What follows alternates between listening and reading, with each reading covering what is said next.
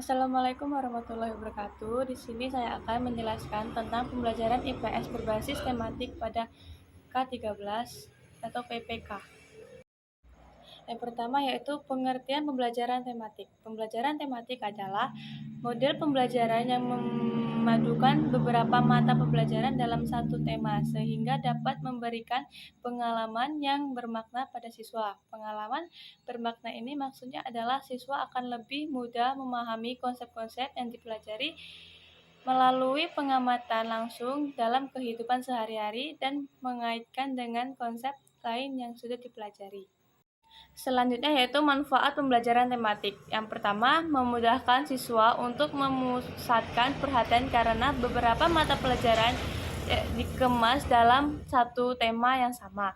Dua, meningkatkan kreativitas siswa dalam belajar sehingga mereka memiliki pemahaman terhadap materi pembelajaran secara lebih mendalam dan berkesan. Yang ketiga, meningkatkan pemahaman konseptual siswa terhadap realitas sesuai tingkat intelektualisnya. Yang keempat, memudahkan siswa untuk memusatkan perhatian karena beberapa mata pelajaran yang dikemas dalam satu tema yang sama. Yang kelima, memungkinkan siswa untuk mengeksplorasi pengetahuan melalui proses dalam kegiatan pembelajaran. Fungsi pembelajaran tematik.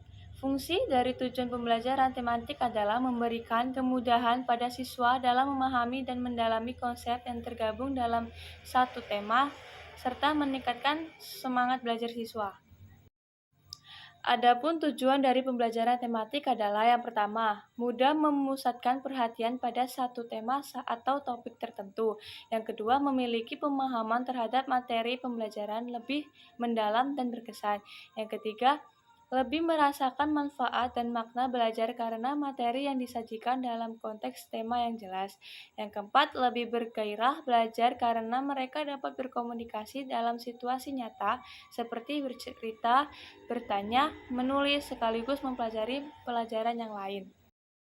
Pengertian P5 dalam kurikulum Merdeka. P5 adalah pembelajaran interdisipliner dalam mengamati permasalahan di lingkungan dan memikirkan solusi untuk memperkuat berbagai keterampilan siswa. Dalam pelaksanaan P5, Badan Standar Kurikulum dan Asesmen Pendidikan Kemendikbudristek RI telah menetapkan 4 prinsip utama landasan berpikir dan bertindak, yaitu holistik, konseptual, berpusat pada peserta didik, dan eksploratif. Adapun proyek lintas disiplin ilmu yang kontekstual dan berbasis pada kebutuhan masyarakat maupun berbasis masalah di lingkungan sekolah. Manfaat P5 bagi peserta didik. Yang pertama, memperkuat karakter dan mengembangkan kompetensi sebagai warga dunia yang aktif. Dua, berpartisipasi merencanakan pembelajaran secara aktif dan berkelanjutan. Yang ketiga, mengembangkan keterampilan, sikap, dan pengetahuan yang dibutuhkan dalam mengerjakan proyek pada periode waktu tertentu. Empat, melatih kemampuan pemecahan masalah dalam beragam situasi belajar. Yang kelima, memperlihatkan tanggung jawab dan kepedulian terhadap isu di sekitar mereka sebagai salah satu untuk hasil belajar. Dan terakhir yaitu tujuan P5 Kurikulum Merdeka. Yang pertama, menemukan jawaban atas banyaknya pertanyaan tentang peserta didik dengan kompetensi seperti yang diharapkan oleh sistem pendidikan di Indonesia.